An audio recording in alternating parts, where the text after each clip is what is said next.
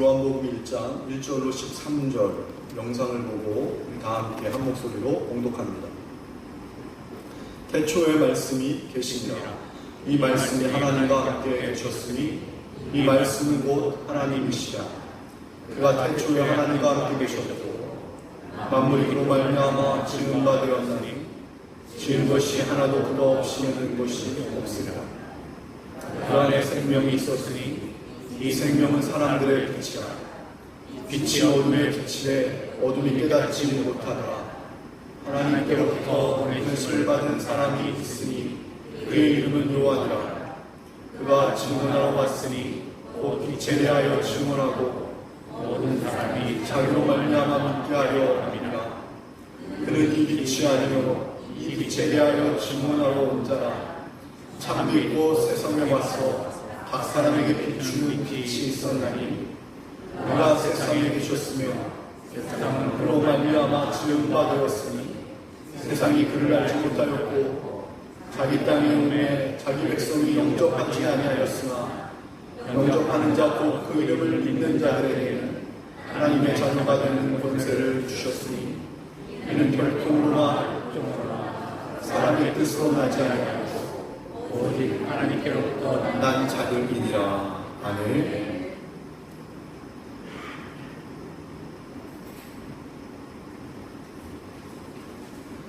앞으로 특별한 절기 설교들을 제외하고는요, 요한복음을 함께 우리 성도님들과 나누려고 합니다. 오늘 요한복음 강의 첫 번째 시간입니다. 요한복음 1장 1절 말씀은 굉장히 우리에게 중요한 말씀입니다. 태초에 말씀이 계셨다.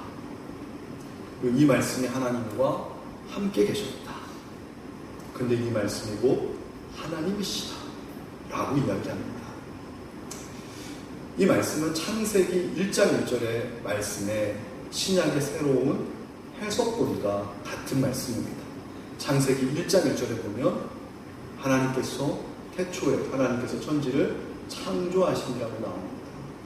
자, 여러분, 이 말씀을 잘 이해하기 위해서는 전제 조건 두 가지를 알아야 돼요. 첫 번째는 무엇이냐면 이 말씀이 하나님과 한 몸이라는 사실이고요. 두 번째는 이 말씀이 보이지 않는 형태로 존재하고 계셨다라는 두 가지 전제 조건을 우리가 잘 알아야 요한복음 1장 1절의 말씀이 잘 풀려질 수 있습니다.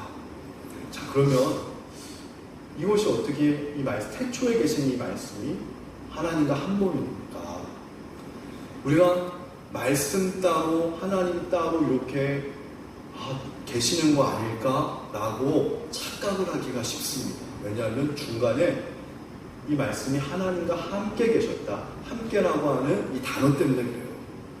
함께라고 하는 단어는 A라고 하는 존재와 B라고 하는 존재가 함께 있다라고 우리가 생각하기 쉬우니까 말씀 따로 존재하시고 하나님 따로 존재하시고, 마치 제가 부산에 가면은 돼지국밥을 좋아하는데 또 따로국밥을 좋아하거든요. 근데 따로따로 그 존재하시는 것이 아닐까 생각하기 쉬운데 그렇지 않습니다. 왜냐하면 그 다음에 이 말씀이 곧 하나님이시다. 따로따로 존재한다면 한 몸이 될 수 없겠죠. 그러면 왜 이런 표현이 나오냐면 이건 세계관의 문제입니다. 원래 성경은요, 히브리적인 사고관으로 쓰여져 있었습니다. 히브리적 세계에서는 모든 것을 하나로 통합해서 보는 그런 사고방식입니다. 그런 히브리적인 사고방식에서 볼 때는 이 말씀이 곧 하나님이시다, 인격과 존재가 하나다라고 하는 것이 이상한 게 아닙니다. 말과 행동이 히브리적 사고에서는 따로따로 떨어지는 게 아니에요.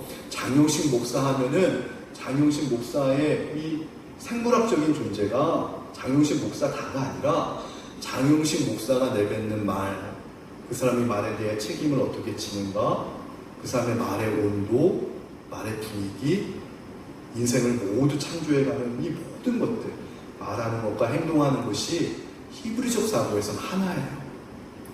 여러분들도 아마 장용식 목사를 떠올릴 때 지난주에 처음 뵙고 오늘 두 번째 뵙는데 장영신 목사는 키가 1m 71이야. 몸무게는 비밀입니다. 혈액형도 비밀입니다. 고향은 강원도 원주야. 이렇게 아는 게 아니잖아요. 저 사람이 어떤 말을 지금 하고 있지? 그 말의 온도가 어떻지? 그 말을 통해 저 사람의 가치관이 어떻지? 그리고 이 사람이 어떻게 행동하지? 그 말에 대한 것. 말과 행동은 하나였어요. 히브리적 사고관에서. 근데 헬라적인 사고관으로 오면 헬라 세계관의 사고관은 이분법이에요. A 따로 B 따로. 다 양분해서 나눠요. 그러니까 헬라적 사고로 성경이 쓰여져 있으니까 말씀 따로 하나님 따로 되는 것 같지만 원리는 가치는 히브리적 세계관으로 지어진 것이기 때문에 말씀과 하나님은 한 몸이라는 거예요. 이걸 우리가 먼저 머릿속에 넣고요. 두 번째, 태초에 말씀이 계셨다라고 할 때 이 말씀, 태초에 계신 말씀이 하나님과 한 몸인 것을 이제 우리가 알겠는데요. 그럼 이 말씀이 어떤 형태로 있나 생각해보면 중요합니다. 보이지 않는 형태로 계셨다라는 거예요. 할렐루야. 지금은 비록 보이지 않지만 이것이 오늘 설교 제목인데 이 말씀이 태초의 말씀이 보이지 않는 형태로 계셨어요. 왜요? 여러분 말이 보입니까? 말은 음성인데 보이지 않습니다. 하나님의 말씀도요 보이지 않는 형태로 계셨어요. 근데 놀라운 것은요 이 말씀이 하나님이시잖아요. 하나님과 동격이잖아요. 믿으시죠 이제? 그 하나님이 창세기 1장에 이 번역본이 요한복음 1장 1절이라고 했는데 창세기 1장 1절에서 어떤 일을 하셨죠? 창조사건. 할렐루야. 여러분 제가요 설교를 굉장히 못하는 목사입니다. 설교에 대한 자존감이 좀 낮거든요. 그래서 여러분들이 좀 도와주셔야 돼요. 그래서 창피한 거 아니고 길거리에 가는 거지들도 동냥할 수 있는데 새로운 목사가 얼마나 설교하는데 힘들까. 제가 이렇게 할 때 그냥 크게 여러분들 이렇게 손해날 것 같지 않으면 아멘 한마디만 해주시면 제가 설교를 신나서 잘할 것 같은데 어떻게 가능할까요?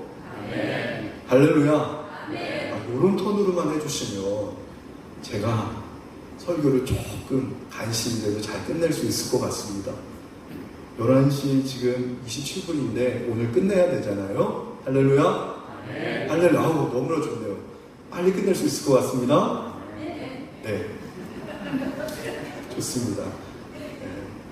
그래서요, 하나님께서 창조사건을 일으키셨는데, 이 창조사건을 뭘로 지으셨죠? 뭘로 행하셨죠? 말씀, 할렐루야. 말씀으로 지으셨잖아요.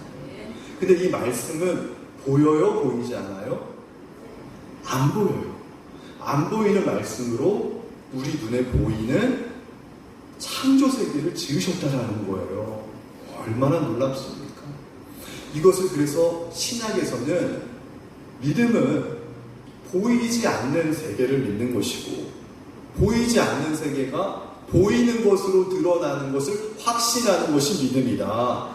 그래서 히브리서에서는 믿음은 바라는 것들의 실상이요 보이지 않는 것들의 확신이니 할렐루야. 지금은 우리가 비록 보이지 않아요. 우리 앞길이 보이지 않아요. 우리 자녀들의 앞길이 보이지 않아요. 내 미래가 보이지 않아요. 그러나 이 보이지 않지만 하나님께서 이 보이지 않는 세계를 통해서 보이는 세계로 창조하셨듯이 저와 여러분의 인생도 하나님의 계획하신 말씀으로 새롭게 창조되는 날이 언젠가 올 줄로 믿습니다. 근데 이 일을 무엇으로 행하신다고요? 말씀으로 행하신다는 거예요.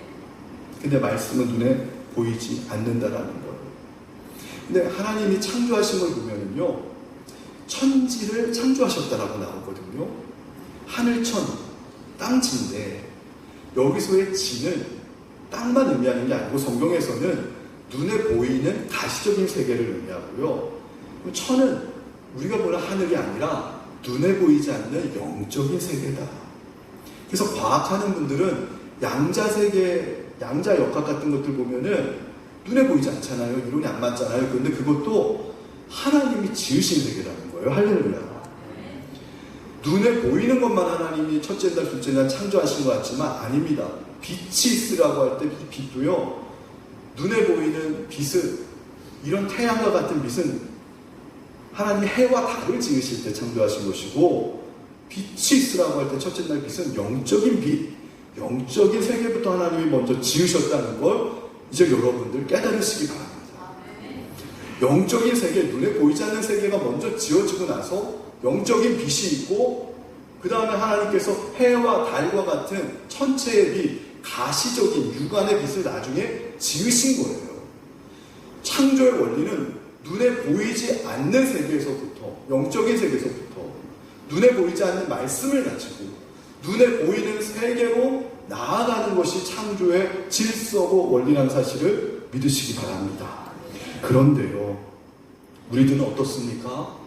지금 눈에 보이지 않는 세계에 소망을 두고 사십니까? 아니면 자꾸 눈에 보이는 것들에, 화려한 아파트나 고급 차나 이런 눈에 보이는 것들에 우리의 마음을 빼앗기고 살고 계십니까? 저는요, 오늘 성경이 저와 여러분에게 들려주고 있는 이 준엄한 말씀, 이 세상의 모든 시작은 보이지 않는 세계에서부터 시작해서 보이는 세계로 지어졌다라고 하는 이 복음의 사실을 오늘 우리가 확신 있게 믿고 돌아가시기를 소원합니다. 근데 이 보이지 않는 세계가 보이는 세계로 지어지기 위해서 하나님이 무엇으로 이걸 행하셨다고요? 쉽게 얘기하면 말입니다. 말. 오늘 성경은 말씀이라고 하는 고상한 표현을 쓰지만 이 말씀은 사실은 하나님의 말이지 않습니까? 그래서 우리도 하나님의 형상으로 지음받았기 때문에 사람도 말하는 대로 된다는 거예요. 어느 유재석이라고 하는 그 개그맨이 말하는 대로 이거 하는 노래를 불러서 국민송이 된 적이 있어요. 정말 말하는 대로 되어졌다. 가수들도 보면은요, 가사 제목대로 인생이 된다 그래요. 노래 제목대로. 왜 사람이 말하는 대로 그렇게 가수들도 인생이 풀려지게 되고 유재석 씨도 자기가 말하는 대로 그렇게 인생이 되어졌다고 고백을 할까요? 왜냐하면 사람이 하나님의 형상으로 지음받았기 때문에 하나님 정도는 아니지만 인간도 영적인 존재이기 때문에 우리가 말하는 대로 우리 인생이 되어지는 줄로 믿습니다. 그래서 말하는 대로 되어지는 것은 언제부터 시작된 거냐? 태초부터 시작된 거예요. 태초에 하나님이 창조 사건을 보이지 않는 말씀을 통해서 보이는 세계에 빛이 있으라 하는 빛이 있었고 이렇게 지어졌다는 것이죠. 근데 여기서 중요한 건 이 말이 믿음의 언어가 돼야 돼요. 어떤 목사님이 그래요. 하나님께서 만약에 빛이 있으라라고 명령하시지 않고 빛이 있을까? 라고 하셨으면 지금처럼 빛이 화라고 명령한 빛이 아니라 깜빡깜빡거리는 빛이 됐을 거라는 거예요. 그 말 속에 좀 굉장한 뼈가 있다 생각합니다. 하나님께서도요, 그 완전하신 하나님도 말씀으로 세상을 지을 때 완전한 믿음을 갖고 지으셨다는 거예요. 할렐루야. 내가 빛이 있으라고 명령했는데 빛이 안 생기면 어떡하지? 이러한 염려와 의심을 가지고 하나님이 하신 게 아니라 하나님이라는 그 완벽한 존재도 창조주도 믿음을 갖고 말씀으로 지으셨다면 하물며 저와 여러분은 우리는 어느 정도의 믿음을 고백을 해야 우리의 입술의 언어가 우리의 인생을 보다 더 나은 인생으로 창조하게 될 수 있을까요?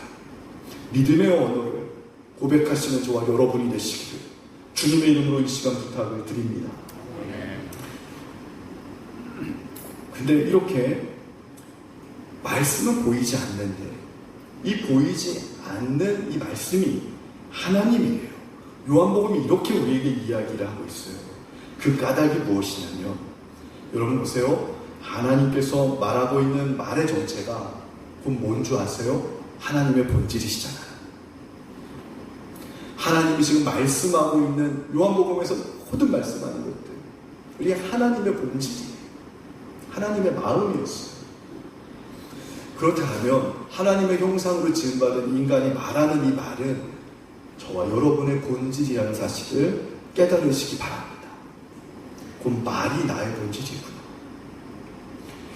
제가요 예전에 참 아내한테 힘들게 했던 적이 있었어요. 젊었을 때 무슨 말을 하고 나서 말끝마다 여보 사실은 농담이었어.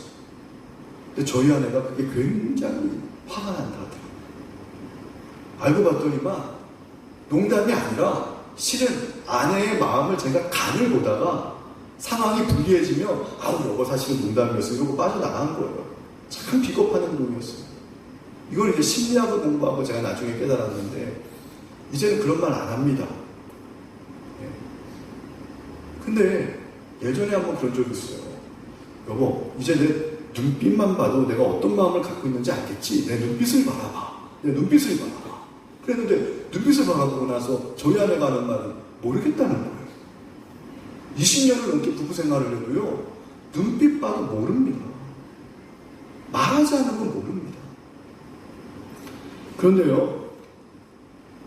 말을 해도 또 못 알아듣는 경우도 있더라고요.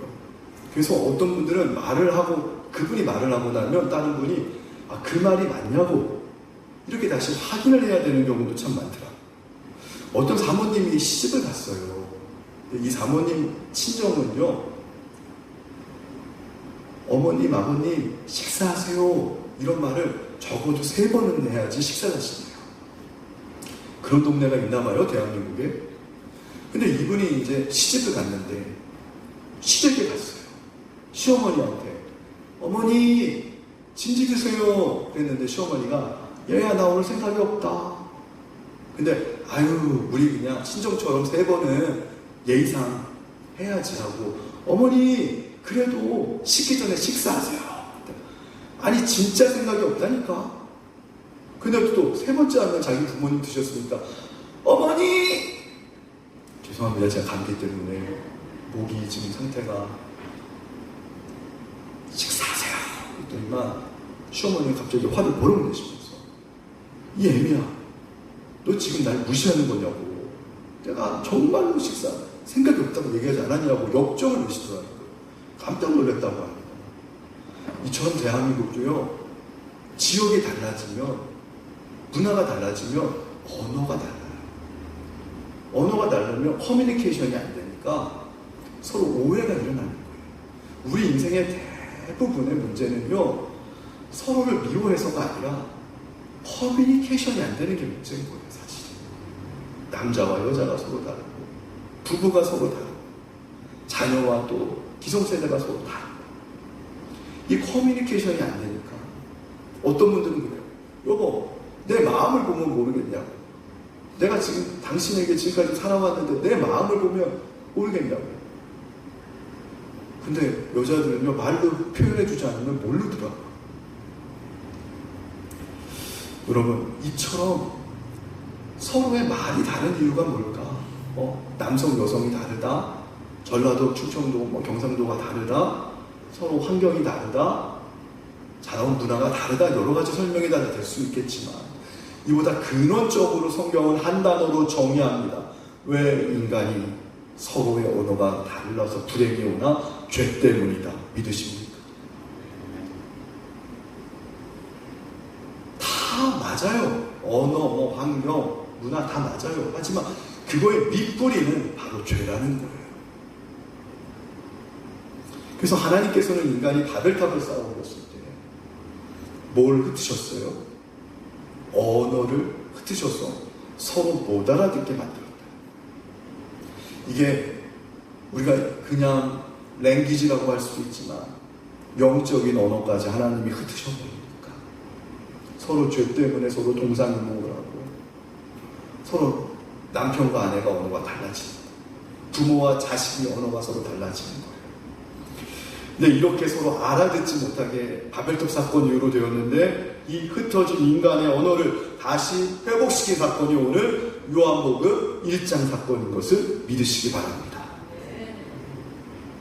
태초에 말씀이 계셨어요. 이 말씀이 하나님과 동격이래요. 이것을 전문적으로 말씀 사건이라 부릅니다. 말씀 사건이라. 하나님께서 말씀을 통해서 이루신 사건을 의미합니다. 근데 문제는요, 아까 말씀드렸다시피 히브리적 사고로는 이것이 하나님과 말씀이 하나라는 게 이해가 되는데, 헬라적인 사고에 익숙해버린 우리들은, 현대인들은요, 말씀과 사건을 자꾸 분리시키는 거예요. 그래서 하나님이 말씀을 통해 우리에게 응답을 주셔도 아직 사건은 성취가 되지 않았으니까 우리가 못 믿고 중간에 낙심하는 거예요. 근데 말씀과 사건, 말씀과 행동은 하나라고 하는 이 사실, 태초에 말씀이 계시니라. 근데 그 말씀이 곧 하나님이시라. 말씀이신 하나님, 말씀으로 저와 여러분의 삶에 구원을 약속하시고 축복을 약속하셨더라면 그 말씀이 곧 우리에게 앞으로 되어질 사건이 됨을 믿으시기 바랍니다. 그것이 바로 믿음입니다. 어떤 성도님의 고백입니다. 자신은 매일 배신을 당하고 산대요. 사업을 하려고 하는데도 왜 이렇게 자기에게는 자꾸 나쁜 파트너만 만나게 되는지 모르겠다고 목사님에게 하소연을 했습니다. 그러자 그 담임 목사님이 그 성도님에게 이렇게 권면을 하더래요. 성도님이 만난 사람들이 정말 다 나쁜 사람이었습니까? 심리학에서 보면은 인지 왜곡이라고 하는 게 있거든요. 인지 왜곡이 뭐냐? 생각하는 것, 객관적인 정보가 왜곡돼서 비합리적인 사고를 낳게 되고, 비합리적인 사고를 하게 되면 사람이 열등감에 빠지고 우울증감에 빠지게 된대요. 그래서 어떤 아이가 선생님한테 혼나고 나서, 아유, 선생님이 날 미워하나 봐. 나 이제 그 선생님 과목 공부 안 할 거야. 막 이렇게 마음을 닫아버리는 아이가 있다고 해요. 그리고 막 친구들이 선생님한테 혼날 때 웃으니까 나 이제 친구들도 안 만날 거야. 그런 아이가 있대요.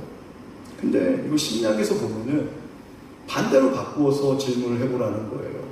이 아이가 잘못을 해도 선생님한테 야단을 안 맞아야 될 이유가 있는가? 그래야 심리학에서는 해결이 된다고 해요. 나만 선생님한테 어떤 잘못을 해도 유독 안 혼나야 될 이유가 있나? 그렇게 거꾸로 질문을 해버리면 간단하게 해결이 된답니다.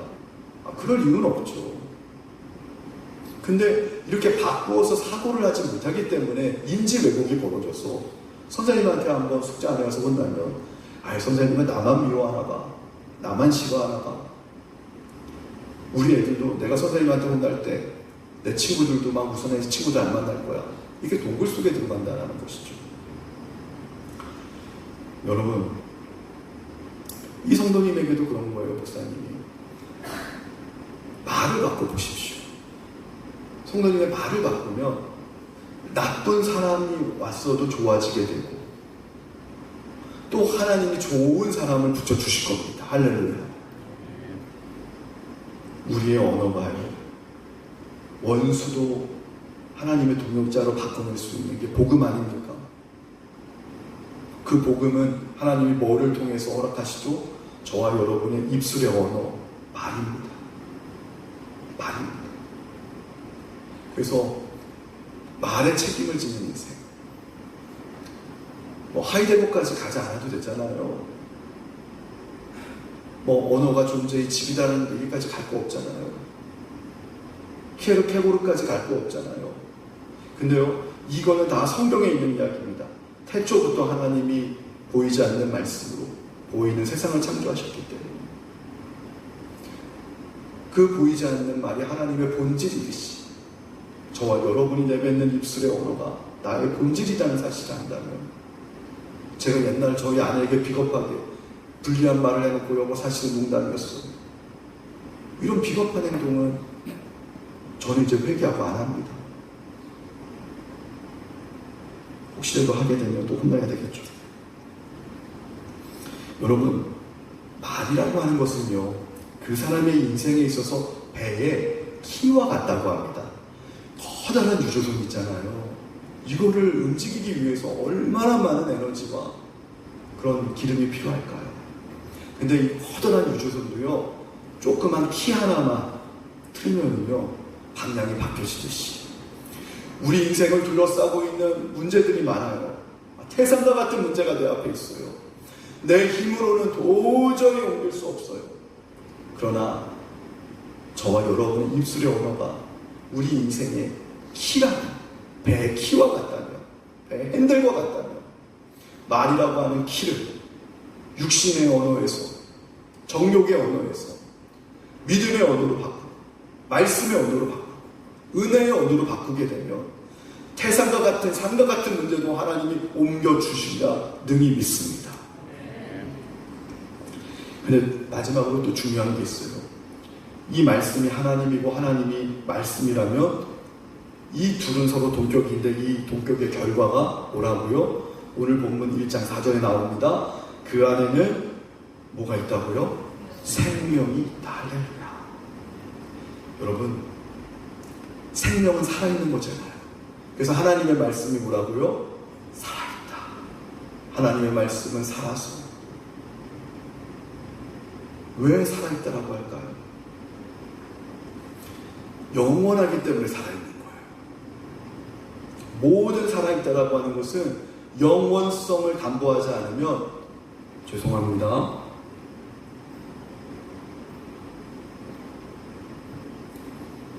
실은 다 죽은 거나 다름이 없습니다.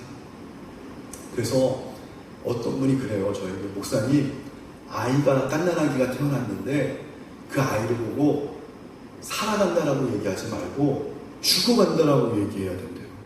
깜짝 놀랐어요. 근데 생각해보니까 살아있는 것과 반대말인 것 같은데 동의어더라고요. 죽어가는 게.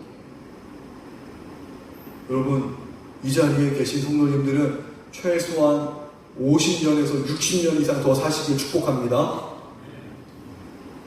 일부 예배 때 다 하면하시더라고요. 오래 살고 싶으신 거예요.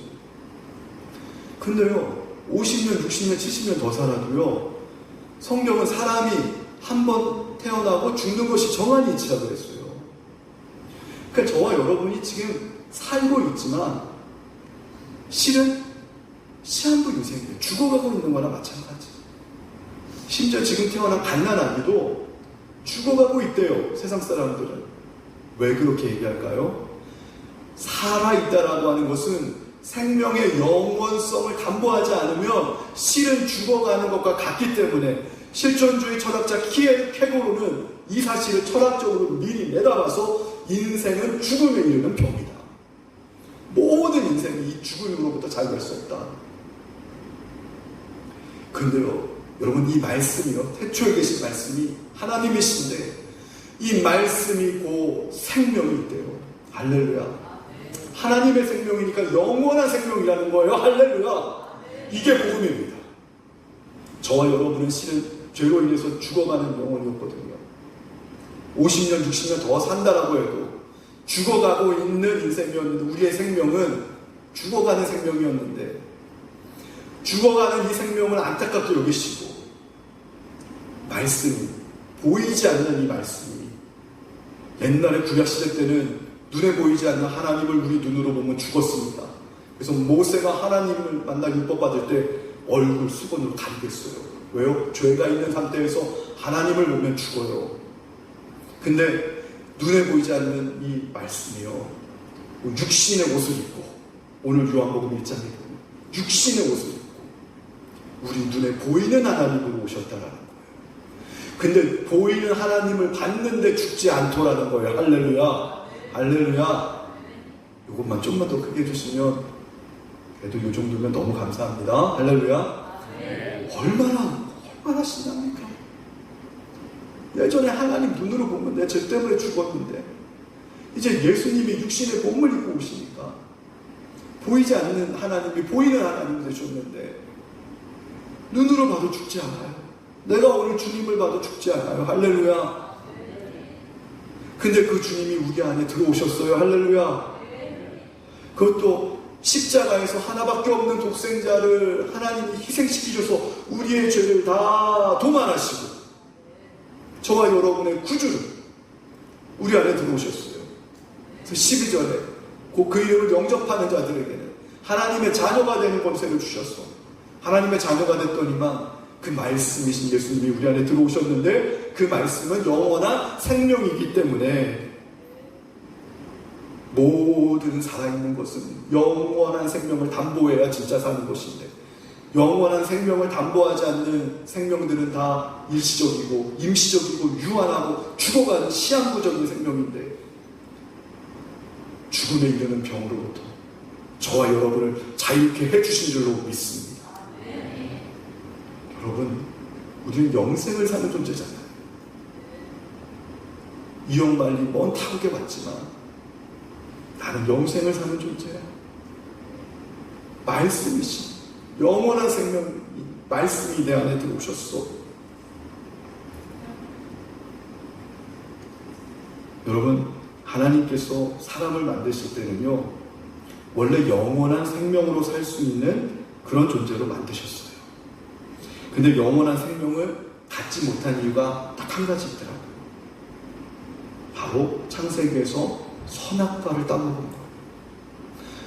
근데 선악과를 따먹은 것은 성경은 인간이 하나님의 자리를 탐했다라고 표현해요. 여러분, 왜 선악과일까요? 하필 선과 악을 분별하고 심판하는 분은 오직 하나님 한 분이라는 거예요. 근데 인간이 서로 선과 악을 나누고, 인간이 이게 선이고 이게 악이야 그러니까 지금 전 세계 곳곳에서 전쟁이 일어나는 거예요. 우리가 서로 싸우는 이유도 나는 선이고 너는 악이야. 이게 서로의 커뮤니케이션을 막는 거예요. 선악과를 따먹었더니 눈이 밝아졌어요. 이성의 기능이 밝아졌어요. 근데 교만도 함께 들어와 버렸습니다. 나랑 다른 걸 가지고 틀렸다라고 판단합니다. 부인도 틀렸고 자식도 틀렸고 나만 옳아요. 이게 뭐냐면 선악과를 따먹은 특징. 왜 하나님이 선악과를 금지하셨을까요? 선과 악을 분별하고 심판하는 분은 오직 하나님 한 분이어야 되는 거예요. 할렐루야. 선과 악을 우리가 분별하려고 할 때 우리 안에 영원한 생명이 사라져버리고 죽음이 들어온 거예요. 죄와 더불어서. 이거를 회복시킨 사건이 뭐라고요? 요한복음 1장의 말씀 사건입니다. 말씀이, 보이지 않는 말씀이 본인의 생명을 십자가에서 희생시키시고 성육신으로 오셨어요. 그런데요, 그래서 복음 안에는 뭐예요? 차별이 없는 거예요. 할렐루야. 복음 안에는 내 편, 네 편이 없는 거예요. 헬라인이나 로마인이나 스고디아인이나 야만인이나 복음 안에 차별이 없는 거예요. 복음 안에 내 편, 네 편이 어디 있습니까? 모두가 다 예수님 편인 줄로 믿습니다. 그래서 사도 바울이 얘기하잖아요. 내가 복음만 전해질 수 있으면 내가 가장 미천한 자리에 가도 상관이 없다. 내가 능욕을 받고 내가 오해를 받고 매를 당하고 감옥에 갇혀도 전해지는 것이 복음이라면 나는 아무런 상관이 없다. 여러분, 복음 안에는 차별이 없는 걸 믿으시기 바랍니다. 복음 안에서 모두가 다 하나님의 자녀일 뿐입니다. 영원한 생명만 있을 뿐입니다. 나무가요, 생명을 발할 수 있는 이유가 햇빛이 있어야 되고 나무의 뿌리가 시냇물에 맞닿아 있는 것과 같이요. 뿌리 깊은 나무란 나무가 생명의 근원과 같다라는 뜻입니다. 반대로 죽은 나무는요, 가뭄이 들어도 목마르지 않아요. 단비가 내려도 뿌리를 내리지 않아요. 죽어있는 나무는. 화사한 태양빛이 내려져도 이 나무가, 죽은 나무는 결국 빛을 쫓아가지 않습니다. 그러므로 살았다라고 하는 것은요, 존재론적으로 영원한 생명과 같은 거예요. 여러분, 살아계십니까? 옆에 계신 분들에게 한번 의논해 보시죠. 따뜻한 말로, 찌르는 말로 신문하듯이 살아있습니까? 이러지 말고 당신 살아계십니까? 이렇게 한번 물어보시죠. 살아있습니까? 여러분, 살아있다는 것은 믿음의 자녀에게 복음 안에서 살아있다는 건 뭐라고요? 영원한 존재가 됐다라는 거예요. 할렐루야. 예수 그리스도 때문에 저와 여러분은 영원한 생명을 받은 하나님의 자녀입니다. 그 영원한 생명이 보이지 않는데 이제 보이는 예수님으로 우리한테 오셨잖아요. 근데 보이지 않는 하나님의 세계가 보이는 세계로 우리 앞에 드러나는 순간이 있다라는 거예요. 할렐루야. 저와 여러분이요, 지금은 보이지 않지만 기도 제목들이 많아요. 근데 그것이 언젠가 하나님의 계획하심과 하나님의 때와 하나님의 시간에 하나님의 기가 막힌 타이밍으로 보이는 세계로 드러나게 해주는 날이 올 줄로 믿습니다. 그때 우리가 하나님께 영광 올려드리고, 그때 하나님께 우리가 믿음의 경주를 다 하고 그 수고한 모든 것들을 상급으로 하나님께 올려드리는 저와 여러분이 되시기를 주님의 이름으로 간절히 축원을 드립니다. 우리 말씀 생각하면서 찬양하기 원합니다.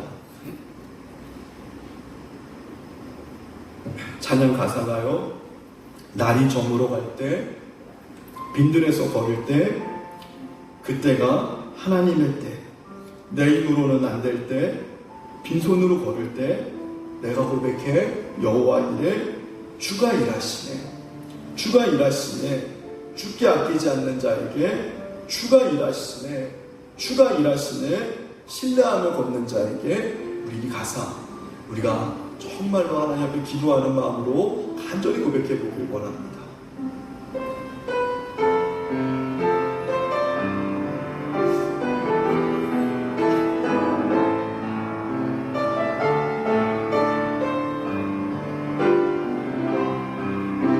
날이 저물어 갈 때, 날이 저물어 갈 때, 빈들에서 그때가 하나님을 만날 때입니다. 하나님의 때, 내 힘으로 안 될 때, 내 힘으로 안 돼, 빈손으로 걸을 때, 빈손으로 내가 고백해 여호와. 다시 한번 고백해 봅니다. 날이 저물어 갈 때, 여러분 그렇잖아요. 우리가 빈손으로 인생 걸어갈 때가 있잖아요. 근데 바로 그때가 여러분이 하나님을 만나는 때인 줄로 믿습니다. 아멘. 내 힘으로 안 될 때, 내 힘으로 빈손으로 걸을 때, 빈손으로 걸을, 내가 고백해 여호와.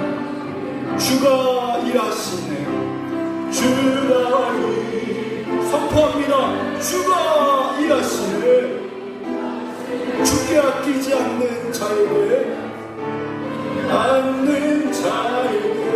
주가 일하시네, 주가 일하시네, 신뢰하며 걷는 자에. 아멘. 우리 모인 주님 함께 계시네, 주님 함께 아멘. 누리네 아버지 은혜.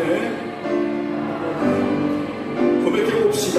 적은 떡과 물고기지만, 적은 떡과 내 모든 걸 드릴 때,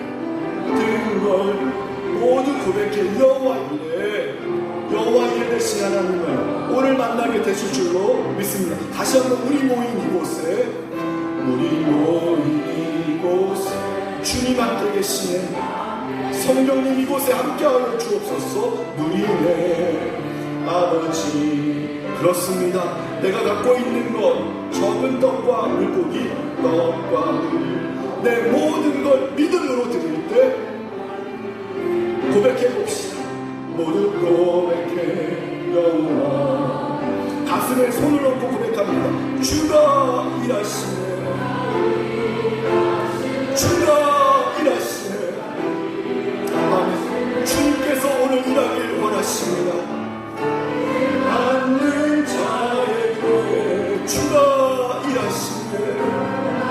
지금은 비록 보이지 않아도 주가 일하시네. 신뢰하며 걷는 자, 오른손을 들고 고백해볼까요? 주가 일하시네. 아멘.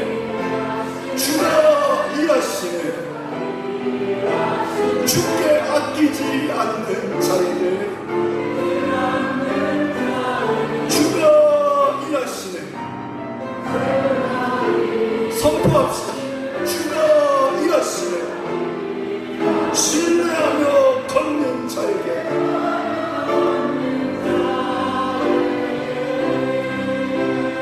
아멘. 우리 시간 기도하길 원합니다. 우리 기도할 때 내 입술의 언어로 내가 하나님을 실망시켜드리고 내 주위에 사랑하는 사람들에게 상처를 줄 때가 얼마나 많습니까? 가장 큰 거는 내 입술의 이 언어가 내 자신을 침몰시키고 나의 자존감을 무너뜨리고 신앙의 기쁨을 잃어버리게 할 때도 많았습니다. 하나님의 말씀으로 태초에 천지를 창조하신 것처럼 하나님 내 입술의 이 말을 통하여서 하나님의 거룩한 자녀로 회복시키시길 원하고 하나님이 원하는 조각품으로 우리를 창조하시고 지으시길 원하는데 하나님 내 그동안의 믿음의 공백을 이 시간 회복하길 원합니다. 내 입술의 언어로 다시 한번 주님과 뜨겁게 동행하며 손붙잡고 나가길 원합니다. 지금은 비록 보이지 않아도 내 입술의 언어가 기도가 되게 하시고 내 말이 찬송이 되게 하시고 감사와 믿음과 찬송의 언어를 통하여서 내 인생에 하나님의 자녀로 지어지게 하시고 우리 말레이시아 한인교회가 하나님의 건강한 교회로 지어지게 하시고 우리의 자녀들이 하나님의 사람들로 지어지게 하시고 우리의 사업장도 하나님의 말씀으로 지어지게 하시고 말씀은 생명력이 있다고 했고 영원한 생명이 있다고 했으니 영생을 믿는 존재로 하나님 죽음도 두려워하지 않는 믿음으로 나아가게 달라고 주님의 이름 한번 외치고 3분 동안 통성으로 간절히 기도합니다. 주여 아버지 하나님 아버지 하나님 감사합니다.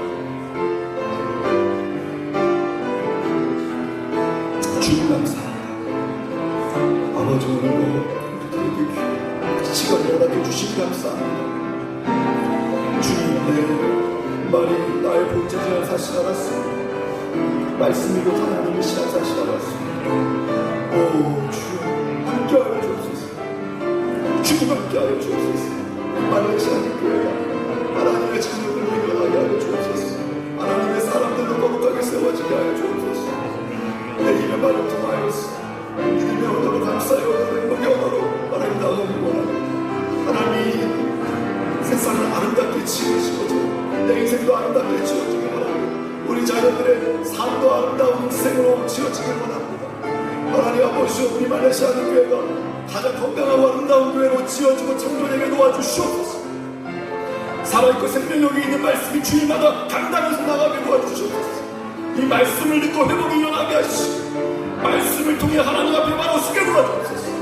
하나님의 사람들과 예배자들로 우리가 우뚝 서게 하여 주옵소서. 주여 말씀하옵소서. 주여 위하여 주옵소서. 아버지